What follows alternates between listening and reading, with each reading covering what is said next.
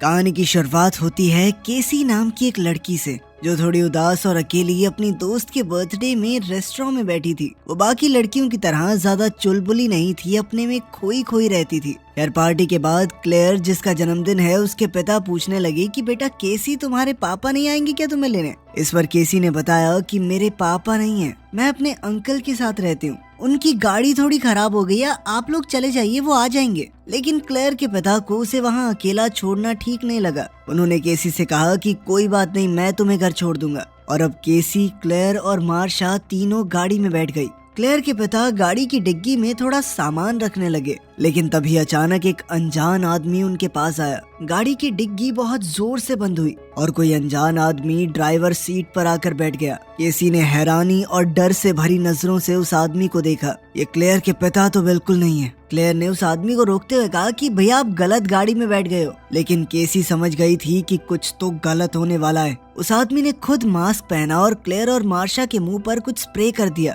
पीछे बैठी दोनों लड़कियां बेहोश हो गई। केसी ने बड़ी धीरे धीरे दरवाजा खोलने की कोशिश की, लेकिन तभी उस आदमी ने केसी को भी बेहोश कर दिया। जब केसी को होश आया तो वो एक ऐसे कमरे में थी जहां बहुत कम रोशनी थी। क्लेयर और मार्शा ने डरते हुए जैसे तैसे खुद को संभाल रखा था। चश्मे पहने हुए उनका किडनैपर अंदर आया और उसने मार्शा की तरफ देखते हुए कहा कि मैं तुम्हें चुनता हूँ, और वो तुरंत उसे खींचकर अपने साथ ले जाने लगा। मौका देखकर केसी ने मार्शा के कान में कहा कि सुसु कर देना, सुसु। और फिर कुछ ही मिनटों में वो आदमी मार्शा को रोते हुए वहां अंदर छोड़ गया। वो बहुत गुस्से में लग रहा था और उसने दरवाजा फट से बंद कर दिया। मार्शा ने केसी और क्लेयर को बताया, इस आदमी का नाम शायद डेनिस है, इसने मुझे वहां ले जाकर कपड़े उतार कर नाचने को कहा, लेकिन जैसे ही मैंने सुसु कर दिया तो वो मुझे वापस छोड़ गया। इस पर केसी ने बताया कि मैंने देख लिया था, इस आदमी को ओसीडी है, धूल, गंदगी, जर्म्स ये सब सहन नहीं होता ऐसे लोगों से। सफाई की गंदी आदत होती है इन्हें। जब तुम्हारी गाड़ी में बैठा था, हमें किडनैप करने आया था, लेकिन फिर भी चीजें साफ कर रहा था,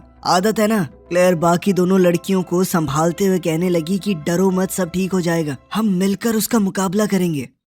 वहाँ टीवी की स्क्रीन पर 3 लड़कियों के गायब होने की खबर चल रही थी। एक बूढ़ी साइकाइट्रिस्ट डॉक्टर कैरन अपने कंप्यूटर पर काम कर रही थी। उसने देखा कि बैरी नाम के एक मरीज ने अपॉइंटमेंट बुक की है। वहीं दूसरी ओर क्लेयर प्लान बना रही थी कि अगर वो किडनैपर आएगा तो हम तीनों मिलकर उस पर हमला कर देंगे। लेकिन केसी ने कहा कि उसने इतने प्यार से उठा लिया था मार्शा को, बहुत ताकतवर है वो हम तीनों से। केसी ने कहा कि मुझे थोड़ा और वक्त चाहिए उसे समझने के लिए, क्योंकि अभी तक वो समझ नहीं पाई कि ये आदमी चाहता क्या है। केसी ने कहा कि मैं पक्का तुम्हारी मदद करूंगी, लेकिन पहले मुझे चीजों को देखने दो। अब डॉक्टर कैरन के क्लिनिक में एक आदमी टोपी और खुला सा कोट पहन कर आया और नॉक करके अंदर आ गया। ये आदमी बैरी है, लेकिन दिखता बिल्कुल डेनिस की तरह है, लेकिन इसकी पर्सनालिटी बहुत ज्यादा अलग है। यह डॉक्टर कैरन पहले से जानती है कि इस आदमी के शरीर में बहुत सारी पर्सनालिटीज हैं। कुल मिलाकर 23 लोग रहते हैं इस आदमी के दिमाग में। कैरन को शक हो रहा था कि ये बैरी नहीं, कोई और पर्सनालिटी है, क्योंकि वो चीजों को सही जगह पर रख रहा था।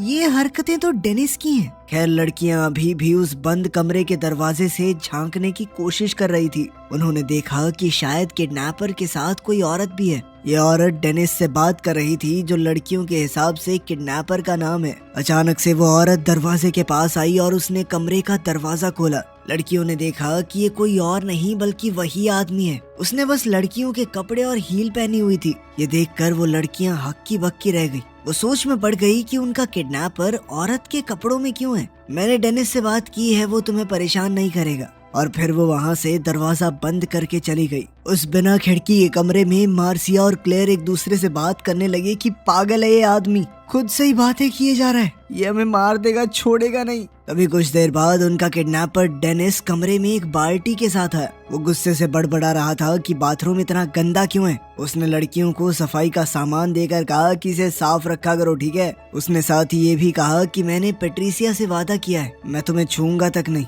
ठीक है। वैसे भी तुम लोगों को खाने के लिए वो आने वाला है। और अब वो लड़कियों को इस परेशानी में छोड़ गया कि आखिर हमें किस चीज का सामना करना पड़ेगा। उसी रात क्लेयर और मार्सिया ने केसी को जगाया और दरवाजे की तरफ इशारा किया। वो किडनैपर अब एक पीली बारिश से बचने की जैकेट पहनकर दरवाजा खोलकर सामने बैठा हुआ था। वो बहुत खुश नजर आ रहा था। इस आदमी के दिमाग में 9 साल के एक बच्चे की भी पर्सनैलिटी है, जिसका नाम है हेडविग।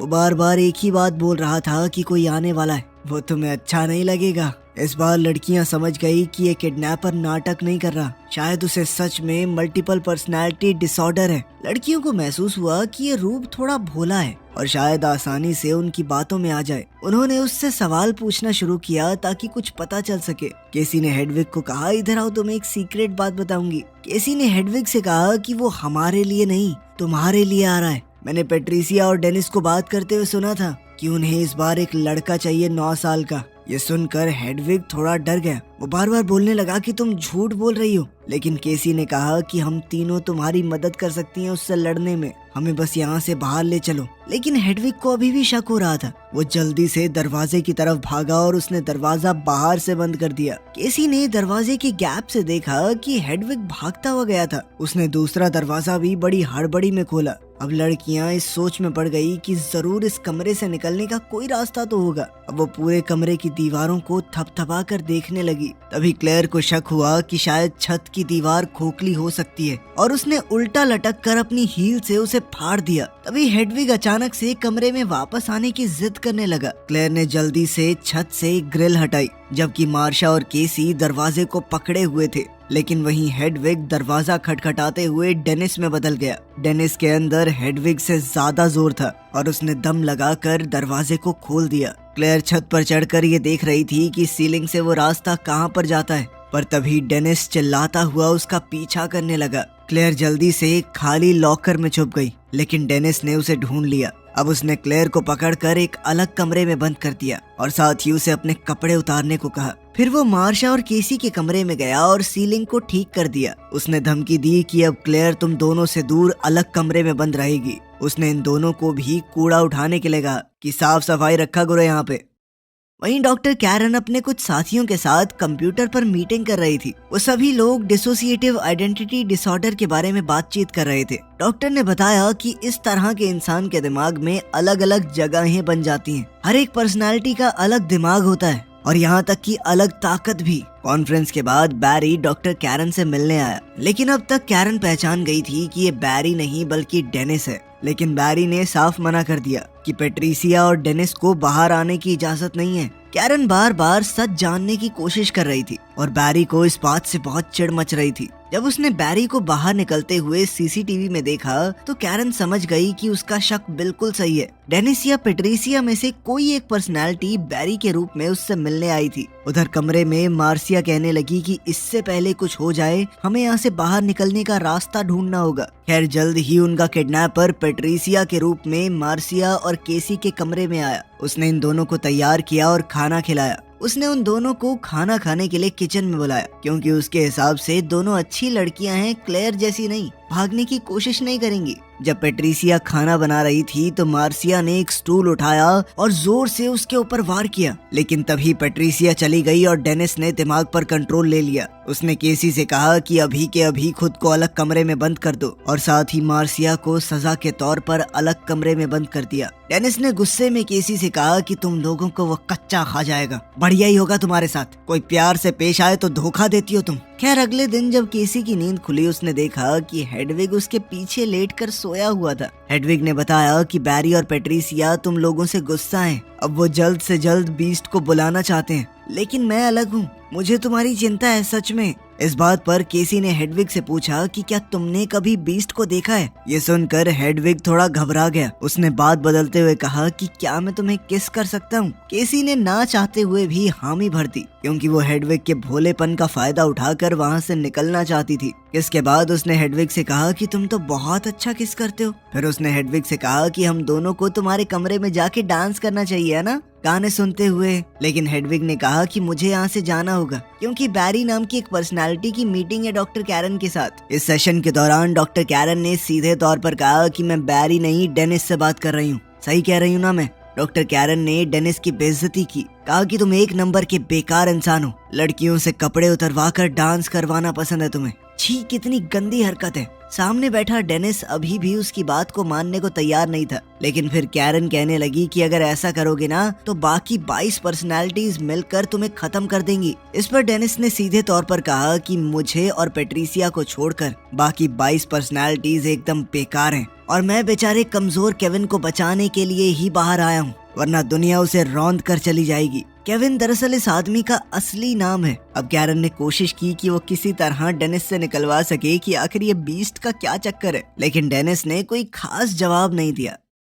इस सेशन के बाद जब घर जाकर हेडविग कंट्रोल में आया तो वो केसी को अपने कमरे में ले गया। केसी थोड़ी डरी हुई अंदर गई। स्टीरियो में जोर से गाने चलाकर हेडविग नाचने लगा। केसी ने कहा कि तुमने तो कहा था तुम मुझे खिड़की दिखाओगे, लेकिन इस पर हेडविग ने अपने हाथ से बनाई हुई एक खिड़की की ड्राइंग की तरफ इशारा किया। ये देखकर केसी पूरी तरह टूट गई। उसे लगा था कि एक असली खिड़की होगी, वहाँ से वो आवाज लगाकर किसी को बता पाएगी कि वो फंसी हुई है। अब केसी नाराज होकर वहाँ से जाने लगी कि तुम्हारे पास कुछ नहीं है, तुम झूठे हो। पर तभी हेडविग ने उसे मनाने के लिए एक वॉकी टॉकी दे दिया, कहा कि ये असली है। केसी ने इस मौके का फायदा उठाने की कोशिश की और वॉकी टॉकी में कहा कि हमें बचाओ, हम फंसे हुए हैं। लेकिन दूसरी तरफ से जिस आदमी को सिग्नल कनेक्ट हुआ था उसे लगा कि कोई मजाक कर रहा है। केसी ने उस आदमी को पूरी बात बताने की कोशिश की ताकि वो उन्हें वहाँ से निकाल पाए, लेकिन हेडविग ने वॉकी टॉकी वापस ले लिया और केसी को अपने कमरे में भेज दिया। इसके बाद डेनिस ने शरीर पर काबू पा लिया। उसने केसी से कहा कि एक बार रात खत्म हो गई तो दानव खुश हो जाएगा। उसने केसी से कहा कि जल्द ही बीस्ट जागने वाला है और तुम सब लड़कियां उसका खाना बनोगी। अब केसी को अपने बचपन की एक झलक याद आई। वो अपने घर के पास वाले जंगल में घूम रही थी जब उसके अंकल जॉन एक बड़े से पत्थर के पीछे छुपे हुए थे। उन्होंने केसी को अपने पास बुलाया। केसी इस वक्त जंगल में अकेली थी, बिना अपने पिता के। अंकल जॉन बिना कपड़ों के था। उसने केसी से कहा कि अपने कपड़े उतार दो, हम दोनों गेम खेलेंगे, हम दोनों जानवरों की तरह घूमेंगे यहाँ पर। दरअसल ये अंकल केसी के साथ गलत काम करता था। जब अंकल जॉन कपड़े पहनकर ऊपर आया तो केसी ने बंदूक उसकी तरफ तान दी, लेकिन जॉन ने एकदम से बच्ची से बंदूक छीन ली। बचपन से उसके अंकल ने कई बार केसी के साथ गलत किया था। इसी वजह से केसी गुमसुम सी रहती थी, बाकी लड़कियों की तरह हंसती खेलती नहीं थी। शाम के वक्त जब डॉक्टर कैरन ने अपनी ईमेल चेक की तो पता चला कि बैरी ने बहुत सारे मैसेज कर रखे थे। उसने बार बार लिखा था, वी नीड यू, हमें आपकी जरूरत है। कैरन समझ गई थी कि डेनिस जरूर बाकी पर्सनालिटीज को दबा रहा है और वो उससे मिलने उसके घर पर आई। डेनिस कैरन को बैरी के कमरे में ले गया और उससे थोड़ी बहुत बातचीत की। उनकी बातचीत के दौरान कैरन को यकीन हो गया कि डेनिस अब इस शरीर पर पूरी तरह हावी हो चुका है। उसे पूरा शक हो गया था कि डेनिस ने ही उन 3 लड़कियों को किडनैप किया होगा। मौका मिलते ही डॉक्टर कैरन ने जल्दी से जाकर एक कमरे का दरवाजा खोला। वहाँ उसे क्लेयर जमीन पर पड़ी हुई मिली, लेकिन तभी पीछे से डेनिस आ गया और कैरन को दवाई सुंघाकर बेहोश कर दिया। केसी अंदर से दरवाजा खोलने की कोशिश कर रही थी और बाकी दोनों लड़कियां भी खुद को आजाद करने के लिए सही वक्त ढूंढ रही थी। डेनिस ने एक मॉल से फूलों का गुलदस्ता खरीदा। जब वो घर वापस आ रहा था तो केसी एक कमरे में गई जहाँ पर कंप्यूटर रखा हुआ है। इस कंप्यूटर में उसे 23 अलग अलग पर्सनालिटीज की वीडियोस मिली। उधर डेनिस एक पुराने रेल के डब्बे में पहुंचा और यहाँ वो अपनी 24वीं पर्सनालिटी यानी कि बीस्ट में बदल गया। वो और बड़ा हो गया और जानवर की तरह चलने लगा। वो जानवर की फुर्ती से भागकर घर की तरफ गया। कैरन को होश आया तो उसने डेनिस की टेबल पर ही नोट्स लिखना शुरू कर दिया। वो दानव के रूप में घर के अंदर पहुंच गया। कैरन ने धुंधली आंखों से चाकू उठाया और पीछे खड़े जानवर पर वार करने की कोशिश की, लेकिन बीस्ट ने दिमाग पर पूरी तरह काबू पाके अपने शरीर की खाल को बहुत ज्यादा मजबूत कर दिया था, जिस वजह से ब्लेड टूटकर नीचे गिर गया। इस जानवर ने कैरन को अपने हाथों के बीच दबोच कर मार डाला। सारी वीडियोस देखने के बाद केसी को पता चल गया कि चाबियां कहां पर रखी हैं और अब वो चुपके से हॉल के रास्ते में चलती हुई मार्सिया और क्लेयर को ढूंढने लगी। मार्सिया के कमरे में करहाती हुई खून से लथपथ लाश पड़ी थी। क्लेयर एक कमरे में जिंदा थी, लेकिन तभी उस जानवर ने उसे घसीटकर खाना शुरू कर दिया। तभी केसी को टेबल पर कैरन का लिखा हुआ वो नोट मिला। उसे अभी पढ़ ही रही थी कि तभी वो देखकर सुन्न हो गई कि वो जानवर दीवारों पर रेंग रहा है। केविन ने लिखा था कि बार बार उसका नाम लो, केविन वर्डेल क्रम्प। वो लगातार उसका नाम जोर जोर से चिल्लाने लगी। अब शरीर में असली केविन बाहर आया। केविन को याद आया कि कैसे बचपन में उसकी अत्याचारी माँ उसे मारती थी। इसी वजह से केविन की बाकी पर्सनालिटीज बाहर आई। केविन ने डॉक्टर कैरन को देखकर केसी से पूछा कि इन्हें किसने मारा, इस पर केसी ने बताया कि तुमने। ये सुनकर केविन को बहुत बुरा लगा। उसने केसी को कहा कि मैंने एक बंदूक खरीदी थी, वो तो यहीं रखी है, लेकिन गोलियां नीचे हैं। मुझे मार दो केसी, मुझे मार दो, मुझे मार दो, मैं बहुत खतरनाक हो चुका हूँ। अब केसी की आंखों के सामने ही अलग अलग पर्सनालिटीज बाहर आने लगी। जब हेडविग सामने आया तो केसी बंदूक ढूंढने लगी। अब केसी समझ चुकी थी कि जल्द ही ये दोबारा जानवर में बदलने वाला है। अब वो नीचे कमरे में जाकर गोलियां ढूंढने लगी, लेकिन इससे पहले कि केसी सारी गोलियां भर पाती, जानवर सामने आ गया। जानवर ने उसे खींचा और इस सब में उसकी स्वेटर फट गई। केसी ने मौका देखकर दोबारा बंदूक उठाई और भाग निकली। अपनी घायल टांगों के साथ भी वो किसी तरह दूसरे कोने में पहुंची। अब उसने बंदूक उस जानवर की तरफ तानी हुई थी जो धीरे धीरे उसकी तरफ बढ़ रहा था। जिस तरह केसी के पिता ने उसे शिकार करना सिखाया था, बिल्कुल वैसे ही उसने जानवर पर निशाना लगाया। अब केसी के पास सिर्फ 2 ही गोलियां थी और उस जानवर पर पता नहीं कैसे गोलियों का असर नहीं हो रहा था। अब वो जानवर अपने हाथों से लोहे की सलाखें मोड़ने लगा। तभी अचानक उसकी नजर केसी के शरीर पर लगे निशानों पर पड़ी। उन्हें देखकर वो समझ गया कि केसी के साथ भी बचपन में कुछ गलत हुआ है, जैसा उसके साथ हुआ था। इस वजह से उसने केसी को वहीं जिंदा छोड़ दिया और वहां से चला गया। अगले दिन एक आदमी वहां आया जिसने केसी को पिंजरे में फंसा हुआ देखा। वो केसी को बाहर लेकर आया और केसी किसी तरह बच गई। मौका मिलने पर केसी ने सब कुछ बता दिया कि किस तरह उस आदमी ने उन्हें किडनैप करके बेसमेंट में 3 औरतों का खून किया। पहले इस बात पर ज्यादा विश्वास न करने वाली दुनिया को अब पूरा भरोसा हो गया था कि डिसोसिएटिव आइडेंटिटी डिसऑर्डर सच में एक बीमारी है जो बहुत ज्यादा घातक है। उधर वो जानवर अभी भी जिंदा था और ये देखकर खुश हो रहा था कि उसके शरीर पर तो गोलियों का भी असर नहीं होता। वीडियो पसंद आई तो लाइक कर देना, चैनल को सब्सक्राइब कर लेना। मिलते हैं अगली वीडियो में।